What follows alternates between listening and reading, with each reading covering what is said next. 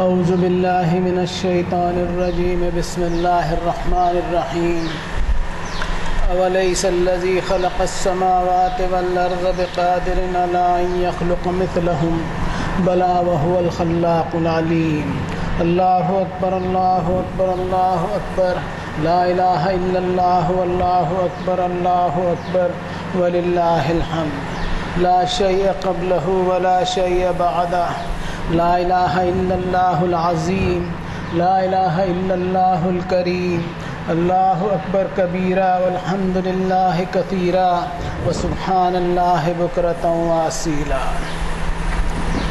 God Almighty alone created the heavens and the earth, and He can create countless worlds and worlds. He alone is the creator full of skills and knowledge. اسی ایک اکیلے مالک نے زمین اور آسمانوں کی پیدائش کی اور وہ ان جیسی انگنت کائناتیں بنا سکتا ہے. وہ ایک اکیلا مہارت اور قدرتوں والا خالق ہے. وہ ایک اکیلا کوشل اور گیان والا نرماتا ہے. اس کی کریٹیو ایکٹیویٹی، اس کی تخلیقی سرگرمی اور اس کی رچناتمک گتی ودھی کوئی ٹائم ڈیپینڈنٹ نہیں. جب تک اس کی مرضی نہ ہو کوئی چیز ایگزسٹنس میں اور وجود میں نہیں آ سکتی. ہر مخلوق اس کی مرضی، اس کے ارادے یا اس کے منصوبے کی منتظر. جس لمحہ جس پل اس نے ارادہ کر لیا وہی ارادہ اس کا حکم بن جائے. اس کی قدرتوں میں ایکسکلوزیوٹی اور انفرادیت کے ساتھ ساتھ انوکھا پن اور خاصیت بھی ہوتی ہے. یہ زمین، سورج، چاند، ستارے اسی ایک اکیلے مالک نے کریٹ کیے، جن کے مدار اور محور اور جن کے روٹیشن اینڈ ریولیوشن مقرر کر دیے. ان کی گردشیں اس نے پرفیکٹلی طے کر رکھی ہیں. اس گردش سے اسی ایک اکیلے مالک کی قدرتوں کے الگ الگ مظاہرے اور ڈیمانسٹریشنز دکھائی دیتے ہیں. اور یہ نظام جو ہے وہ انگنت سالوں سے قائم ہے. یہ سب اللہ تعالیٰ کی قدرتوں کا تعارف اور انٹروڈکشن ہے. ضرورت ہے کہ انسان اپنی حساسیت کو زندہ رکھے. ضرورت ہے کہ انسان اپنی عقل کے دریچوں کو کھلا رکھے تو اللہ کی بنائی ہوئی کائنات اس کے لیے توحید کا زندہ ثبوت بن کر سامنے آئے گی اور وہ اپنے حقیقی مالک کو پہچانے گا تو بے ساختہ اس کا دل پکار اٹھے گا، اللہ اکبر اللہ اکبر اللہ اکبر لا الہ الا اللہ واللہ اکبر اللہ اکبر وللہ الحمد. اسی توحید کو دریافت کیا آج سے 4500 سال پہلے حضرت ابراہیم علیہ السلام نے، جنہوں نے ایسے ماحول میں آنکھیں کھولی جہاں شرک کا بول بالا تھا. انہوں نے اپنے دل کے جذبوں کو ٹٹولا. وہ دل جو ہر انسان کو اللہ نے دیا ہے، جو ہر انسان کی عقل اور عمل کا مرکز ہے.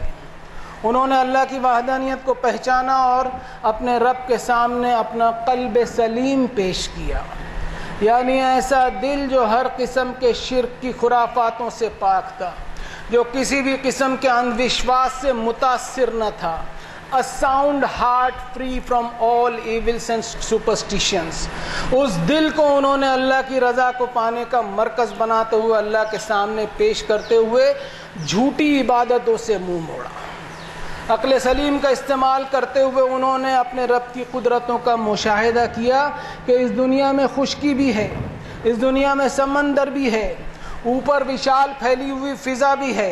انہوں نے اپنی عقل سلیم کو استعمال کرتے ہوئے سوچا کہ یہ تمام چیزیں ایسی دکھائی دے رہی ہیں جو کسی ایک کی تابع فرمان ہیں، اور روایتی اور فرسودہ معبودوں پر بھی غور کیا جن کی انسانیت پرستش کر رہی تھی کہ یہ معبود ہو ہی نہیں سکتے، جو نہ خود کا نفع کر سکتے ہیں، نہ نقصان، نہ کھاتے ہیں، نہ پیتے ہیں، نہ ہلتے ڈلتے ہیں، چلتے پھرتے ہیں، نہ ہی بول سکتے ہیں. یہ سب معبود کیسے ہو سکتے ہیں؟ ان تمام چیزوں پر غور کرنے کے بعد اس نتیجے پر پہنچے کہ ان تمام کا خالق اور مالک ایک ہی ہے، اور اس مالک کائنات نے اس دنیا میں ایسے امکانات رکھ دیے کہ انسان کی زندگی کا سفر جاری رہے، اور یہ تمام سفر اللہ ہی کے انتظام کے مطابق ممکن ہے. حضرت ابراہیم علیہ السلام نے اپنی عقل سلیم کو استعمال کرتے ہوئے سوچا کہ یہ اتنی بڑی رحمت ہے اللہ کی کہ ان پر غور کرتے ہوئے اپنے جذبات کو، اپنے احساسات کو، اپنے قلب سلیم کو ایک اکیلے اللہ کے سامنے سمرپت کرتے ہوئے اللہ کی تکبیر بیان کی، اللہ اکبر اللہ اکبر اللہ اکبر، لا الہ الا اللہ واللہ اکبر اللہ اکبر وللہ الحمد۔ الم تر کیف ضرب اللہ مثلا کلمۃ طیبۃ کشجرۃ طیبۃ اصلها ثابت وفرعها فی السماء۔ پاکیزہ کلام، وہ کلمہ جو ہر قسم کی فرسودہ باتوں سے پاک ہو۔ اس کی مثال اللہ تعالیٰ نے ایک ایسے درخت سے دی ہے جس کی جڑیں گہرائی سے زمین میں مضبوطی سے پیوست ہو جاتی ہیں اور اس کی برانچز آسمانوں سے باتیں کرتی ہیں۔ اس کی جڑوں کی مضبوطی ایسی ہوتی ہے کہ طوفانی حالتوں میں بھی وہ درخت قائم رہتا ہے۔ اس درخت کی وسعت، اس کی مضبوط شاخیں، اس کے فروٹس اور اس کا سایہ جانوروں، پرندوں، انسانوں اور دیگر مخلوق کے لیے فائدہ مند ہوتی ہے۔ یہ اتنی ہی خوبصورت مثال ہے جتنی خوبصورت سچائی اور حقیقت ہے۔ اس خوبصورت مثال سے انسان نے یہ مراد لینی چاہیے کہ تمام تبدیلیوں اور امکانات میں وہ اللہ سے کیے گئے وعدوں پر قائم رہے، کبھی آفتوں اور غم والے حالات میں بھی نہ ہلے۔ اس کے ایمان اور توکل علی اللہ کی جڑیں زندگی کی بنیادی حقیقتوں میں گہری اور مضبوط طریقے سے ہوں۔ یہ مثال ایک موسم یا حالات تک محدود نہیں، بلکہ یہ مثال بتلا رہی ہے کہ خوش نصیب ہے وہ انسان جو اس پاکیزہ کلمے کو آگے بڑھانے والا بن جائے، وہ انسان جس کے پاس کوئی غرور نہ ہو، وہ انسان جس کے پاس کوئی تکبر نہ ہو، وہ انسان جس کی تمام تر خوبیاں اس پاکیزہ کلمے کو پھیلانے میں اپنی کوششیں اللہ کی مرضی سے اٹیچ کرتا ہو اور اللہ کی رضا پانے کا اس کا ٹارگٹ ہو۔ قرآن مجید کے بارے میں کہہ دوں کہ اس میں الفاظ کم ہیں لیکن اس میں روحانی معنی بہت زبردست ہوتے ہیں۔ اس مثال سے یہ مراد بھی لینی چاہیے کہ انسان اپنی لائف میں اس دنیا میں ایسی پاکیزگی والا ماحول تیار کرتا رہے جو امن و امان اور سکون اور انسانی فلاح کے کاموں کی بنیاد پر ہو۔ اس کے word of truth and efforts for goodness اور اس کی سچائی کے چرچے ایسے ہوں کہ اپنی نئی نسل کے لیے وہ راہ عمل اور ایک ایسی لائن چھوڑ جائے کہ اس پر عمل ہوتا رہے اور آنے والی جنریشن میں اس طرح جاری ہوں کہ اس کے بقیہ کام بھی آنے والی جنریشن کرتی رہے، جس سے سوسائٹی پھلتی پھولتی رہے، ڈیولپ ہوتی رہے۔ جیسا حضرت ابراہیم علیہ السلام نے اللہ سے دعا کی وَاجْعَلْ لِي لِسَانَ صِدْقٍ فِي الْآخِرِينَ، that will be a true effort which will be appreciated by Allah۔ اس بنیاد کے، اس فاؤنڈیشن کے فروٹس آنے والی جنریشن کے لیے بینیفیشل ثابت ہوتے ہیں۔ لیکن انسان کا جب اپنے رب پر توکل اور بھروسہ کم ہوتا ہے، اس کے ایمان میں وہ مضبوطی اگر نہ ہو تو وہ ایک ایسی بے وقوفی میں مبتلا ہو جاتا ہے جس کے تعلق سے فرمایا وَمَن يَرْغَبُ عَن مِّلَّةِ إِبْرَاهِيمَ إِلَّا مَن سَفِهَ نَفْسَهُ۔ وہ حضرت ابراہیم علیہ السلام کی ملت سے، ان کے توحید والے کانسیپٹ سے اس طرح دور ہو جاتا ہے جس میں اس کی عقل کو تالے پڑ جاتے ہیں اور وہ شیطانی وسوسوں میں گرفتار ہوتے ہوئے اس طرح بے وقوف بنتا ہے جس کے تعلق سے قیامت میں ہونے والے واقعہ کا ایک نقشہ اللہ تعالیٰ نے بیان فرمایا ہے اسی صورت شریفہ میں جو حضرت ابراہیم علیہ السلام کے نام پر ہے۔ وقال الشیطان لما قضی الامر ان اللہ وعدکم وعد الحق ووعدتکم فاخلفتکم۔ قیامت کے دن جب سارے معاملات فائنل ہو جائیں گے، اس کی حقیقت اللہ نے بتائی ہے کہ انسان کو اپنی شیطانی کرتوتیں اپنے اصل رنگوں میں اور اپنے ریئل کلرز میں اسے دکھلائی دے گی کہ جتنے سہارے میں پکڑے بیٹھا تھا اس دنیا میں وہ تمام سہارے بوگس نکلے، جتنے وعدے مجھے دنیا میں قیامت کے تعلق سے بے فکر کر رہے تھے وہ سارے وعدے جھوٹے نکلے۔ اب یہ شیطان کون ہے؟ یہ ابلیس بھی ہو سکتا ہے، انسان کا اندرونی شیطان بھی ہو سکتا ہے، ہمارے فرسودہ لٹریچر والا شیطان بھی ہو سکتا ہے، ہماری مائتھولوجی والا شیطان بھی ہو سکتا ہے۔ اس دن انسان کو یہ بات صاف طور پر محسوس ہو جائے گی کہ اللہ ہی کا وعدہ سچا تھا، لیکن اس نے اللہ تعالیٰ کے بجائے شیطانی وسوسوں اور اپنی ذاتی خواہشوں پر یقین کیا اور ایسے دھوکے میں پڑا اور ایسے جھانسے میں آیا جو قیامت کے دن کھل کر سامنے آئے گا۔ وَمَا كَانَ لِي عَلَيْكُمْ مِنْ سُلْطَانٍ الا ان دعوتکم فاستجبتم لی. شیطانی قوت اتنی پاورفل نہیں کہ کسی کو مجبور کر سکے یا اپنا زور کسی پر چلا سکے. شیطانی خیالوں کا کام صرف انوائٹ کرنا ہے، اکسانا ہے، اس سے زیادہ نہیں. رسپانس دینا ہر انسان کے بس میں اللہ تعالیٰ نے دیا ہے. شیطان کے پاس کسی کو مجبور کرنے کی کوئی طاقت نہیں ہے. اس کا کام وسوسوں کا اور انٹائسمنٹ کے ذریعے بلانا ہی تھا. اس کے فرضی خیالات اور فینسیفل آئیڈیاز کے چکر میں ایسے پڑے کہ اس کے وسوسوں کے پیچھے بھاگتے چلے گئے. فلا تلومونی ولوموا انفسکم ما انا بمصرخکم وما انتم بمصرخی. اس دن انسان خود اپنے آپ کو قصوروار ٹھہرائے گا، نہ کہ شیطانی خیالوں کو. اور شیطان بھی کہے گا کہ تم نے تو مجھے اللہ کے برابر کا سمجھ رکھا تھا، اب تم اچھی طرح جان چکے ہو کہ میں اللہ کے برابر کبھی تھا ہی نہیں اور کبھی ہو بھی نہیں سکتا. اب مجھ پر کیوں سارا معاملہ تھوپ رہے ہو؟ بے وقوف تو تم بنے حضرت ابراہیم کی ملت کو چھوڑ کر، اور اپنی نادانی کی وجہ سے بے وقوف بنے. وَلَقَدْ صَدَّقَ عَلَيْهِمْ إِبْلِيسُ ظَنَّهُ فَاتَّبَعُوهُ إِلَّا فَرِيقًا مِّنَ الْمُؤْمِنِينَ. میں نے تو صرف تمہیں اکسایا تھا، باقی سارا کام تمہارا ہی کیا دھرا ہے، بلکہ کامیاب تو میں ہوا تمہیں بہکانے میں. میرا اندازہ تمہارے بارے میں سچ ثابت ہوا کہ تمہارے ایمان میں وہ سچائی نہیں تھی، تمہارے ایمان میں وہ مضبوطی اور پختگی نہیں تھی. تمہارا ایمان توکل علی اللہ سے خالی تھا کہ میرے بہکاوے میں آ گئے. تم نے مجھے اس طرح مانا کہ اپنے ایمان کی باغ ڈور میرے ہاتھ میں دے دی. بے وقوف تو تم بنے.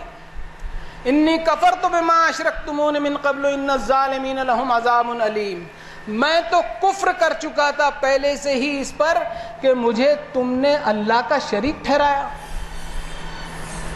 یعنی غور کریں کہ شیطان مشرک نہیں ہے، شیطان مشرک نہیں ہے، وہ اللہ کا ناشکرہ ہے، نافرمان ضرور ہے، باغی ضرور ہے، لیکن مشرک نہیں، اور شرک کرنے پر ہمیں اکساتا ہے.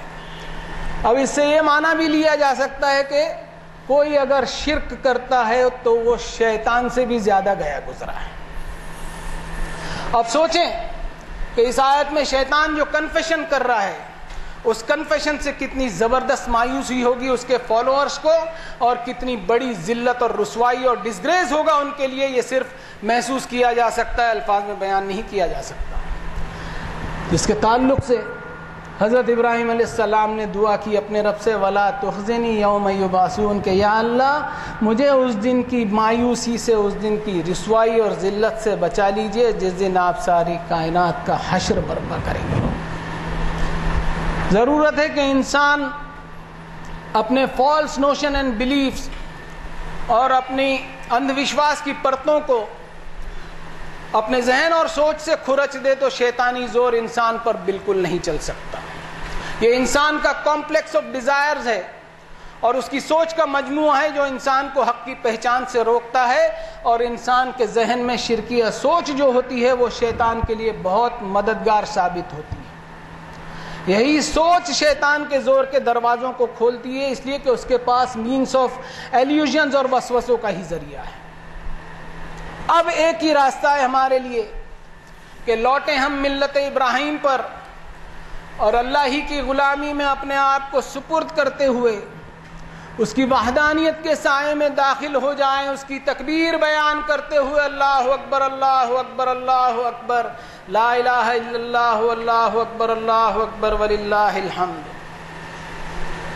ثم اوحینا الیک ان اتبع ملت ابراہیم حنیفا وما کان من المشرکین. انہی حضرت ابراہیم علیہ السلام کی تعلیمات کو ریوائیو کرنے کے لیے، ان کی شکشا کو دوبارہ زندہ کرنے کے لیے اللہ تعالیٰ نے اپنے آخری نبی جناب محمد الرسول اللہ صلی اللہ علیہ وسلم کو اپوائنٹ کرتے ہوئے اپنی وہ کتاب نازل کی جو رہتی دنیا کے لیے ایک حفاظت کے ساتھ ہدایت کی خاطر دنیا کے کونے کونے میں موجود ہو. وہ کتاب جو انسان کی عقل کو مخاطب کرتی ہے، وہ کتاب جو انسان کے ضمیر کو جگاتی ہے، وہ کتاب جو انسان کے مردہ پڑے دل کو ایک زندگی دیتی ہے، وہ کتاب جو انسان کے کامن سینس کو مخاطب کرتے ہوئے اس میں ایمانی روشنی پرووائڈ کرتی ہے. سلام ہو جناب محمد الرسول اللہ صلی اللہ علیہ وسلم پر کہ دنیا انسانیت کو اللہ تعالیٰ کی کتاب کی وہ آیت پڑھ کر سنائی جس میں فرمایا گیا کہ ایمان کے لیے اللہ نے شرط رکھی ہے کہ عقل کا استعمال کرنا ضروری ہے، کامن سینس کو اپلائی کرنا ضروری ہے۔ وَمَا كَانَ لِنَفْسٍ أَن تُؤْمِنَ إِلَّا بِإِذْنِ اللَّهِ وَيَجْعَلُ الرِّجْسَ عَلَى الَّذِينَ لَا يَعْقِلُونَ۔ کسی نفس کو ایمان نصیب نہیں ہوتا سوائے اللہ کے اذن سے، لیکن اس شخص کو تو بالکل ایمان ہی نہیں مل سکتا جو عقل کا استعمال ہی نہ کرتا۔ عقل کے استعمال کو نہ کرنے سے اللہ تعالیٰ اس کے دماغ میں گندگی کا بھوسا بھر دیتے ہیں۔ اب ہم سوچیں کہ انسان اگر عقل کا استعمال ہی نہ کرے تو اس کا کیا حشر ہوگا۔ محمد صلی اللہ علیہ وسلم نے دنیا انسانیت کو اللہ کی وہ آیت بھی بتلائی جس میں فرمایا ان شر الدواب عند اللہ الصم البکم الذین لا یعقلون، بے شک اللہ کے نزدیک بدترین جاندار وہ ہیں جو اپنی عقل کا استعمال ہی نہیں کرتے۔ دوسری طرف ہم دیکھیں کہ مذہبی نمائشوں نے، ریچولسٹک ایگزیبیشنزم نے دین کو ایک کھیل تماشا بنا دیا ہے۔ آج دنیا امن و امان اور شانتی اور پیس کے لیے ترس رہی ہے بلکہ سسک رہی ہے۔ دنیا کی پریشانیوں کا راز ہم اللہ کی کتاب کے ذریعے ڈسکور کریں۔ اس دنیا میں لگ بھگ 7 ارب لوگ الگ الگ مذہبوں کا پالن کرتے ہیں جن میں خدا کی عبادت کا تصور ہے، لیکن پھر بھی آج انسانیت کا کیا حال ہے؟ ایک بیمار حالت ہے، ایک قابل رحم حالت ہے۔ لوگوں کو قتل کیا جا رہا ہے، بچوں کو قتل کیا جا رہا ہے، اسکولوں، ہاسپٹلز، یہاں تک کہ قبرستانوں پر بھی بمباری کی جا رہی ہے۔ خدا کے گھر اور عبادت گاہیں سب سے زیادہ غیر محفوظ ہو چکی ہیں، اور یہ سب 21ویں صدی میں ہو رہا ہے۔ یہ سب کچھ ہمارے ارد گرد ہو رہا ہے اور ہم بے حس اور بے حرکت پڑے ہوئے ہیں۔ لوگوں کا کہنا ہے کہ یہ دنیا ایک بیمار دنیا بن گئی ہے۔ مجھے لگتا ہے کہ اللہ کی بنائی ہوئی یہ خوبصورت دنیا بیمار نہیں بلکہ اس میں رہنے والے انسانوں کی ذہنیت بیمار پڑ گئی ہے۔ ہمارے پاس عقل مندی کے، سمجھ بوجھ کے دعوے تو بہت سارے ہیں، لیکن دین کے معاملے میں عقل کا اور کامن سینس کا کوئی کمٹمنٹ نہیں پایا جاتا۔ دنیا کی بدامنی کی سب سے بڑی وجہ یہ ہے کہ مذہبوں کی برانڈنگ ہو گئی، کاپی رائٹ ہو گیا کہ میرا برانڈ سب سے اونچا، میرا مسلک سب سے اونچا، اور دین کا یہ حال بن گیا ہے کہ ریچول سینٹرک اور رسموں میں تبدیل ہو گیا اور پرسنالٹی کلٹ اور شخصیت پرستی پر کیندرت ہو گیا ہے، جبکہ اللہ تعالیٰ کی کتاب پرنسپل اورینٹیشن بتلاتی ہے، اصول اور سدھانت سکھاتی ہے۔ وہ اصول جو اللہ تعالیٰ کی وحدانیت بتاتا ہے، وہ اصول جو قیامت کے حساب کا خوف دلاتا ہے، وہ اصول جو انسانیت اور مورل ویلیوز سکھلاتا ہے، وہ اصول جو انسانی بھائی چارے کی بنیاد بتاتا ہے۔ لیکن بدنصیبی یہ ہے کہ الگ الگ کلر میں خدا کی مارکیٹنگ ہو رہی ہے۔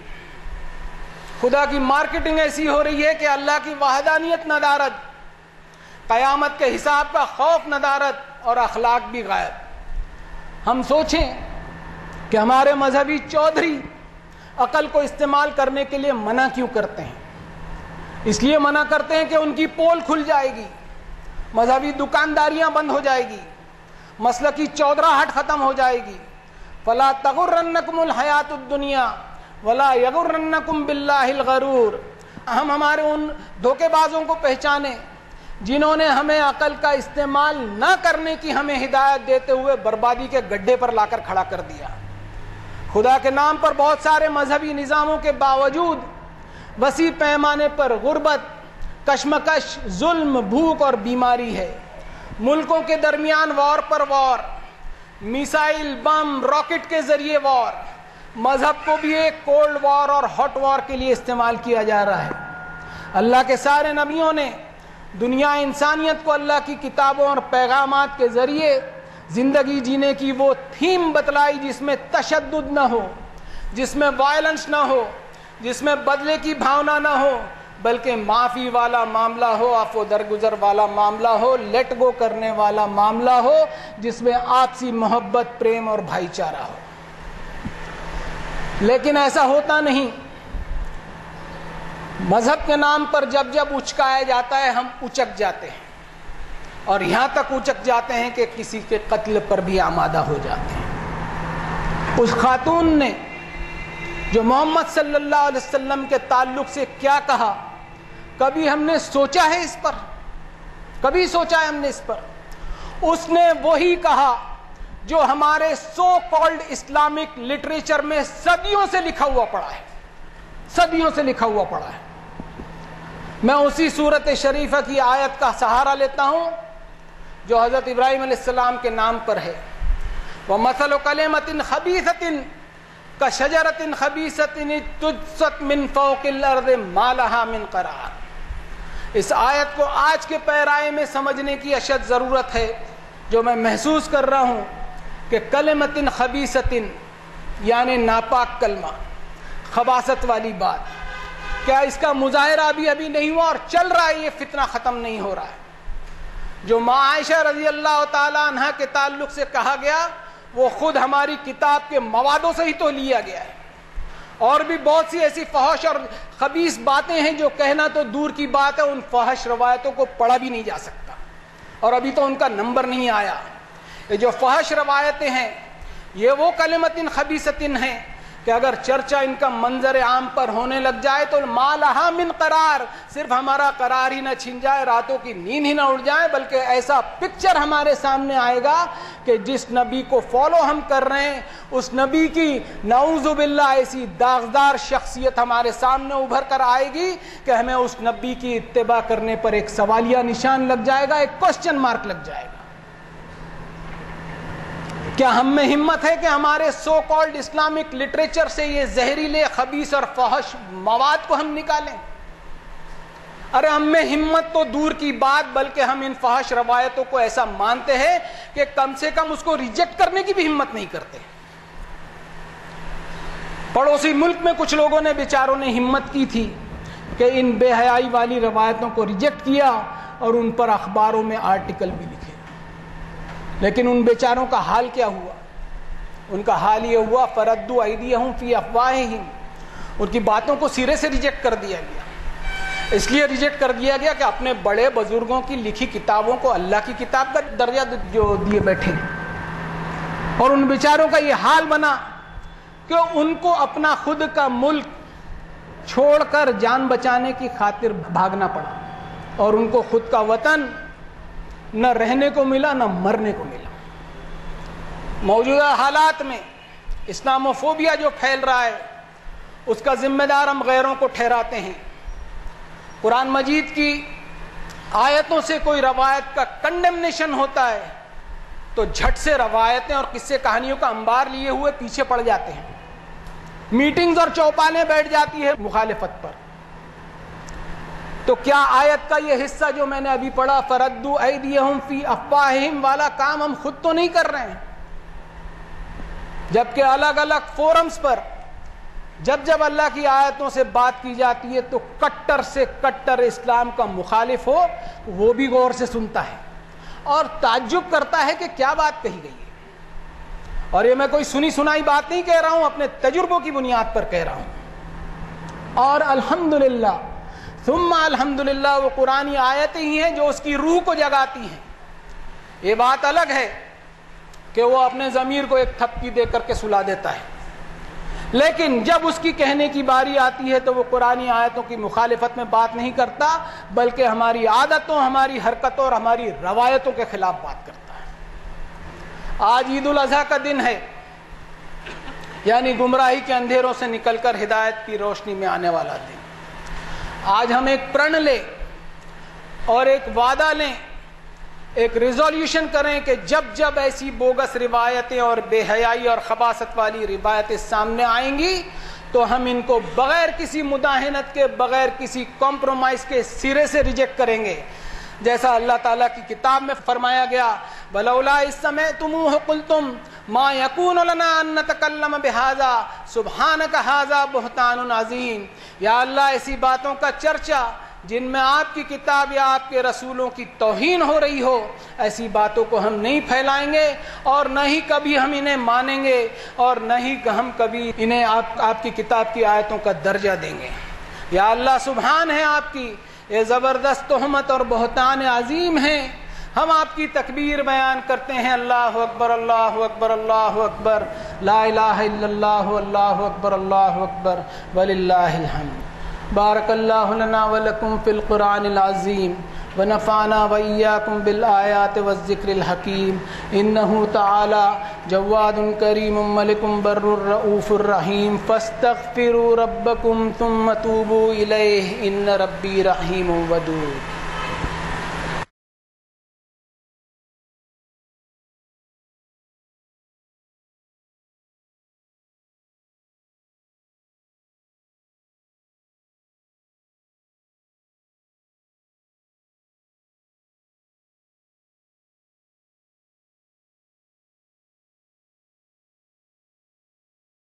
الحمد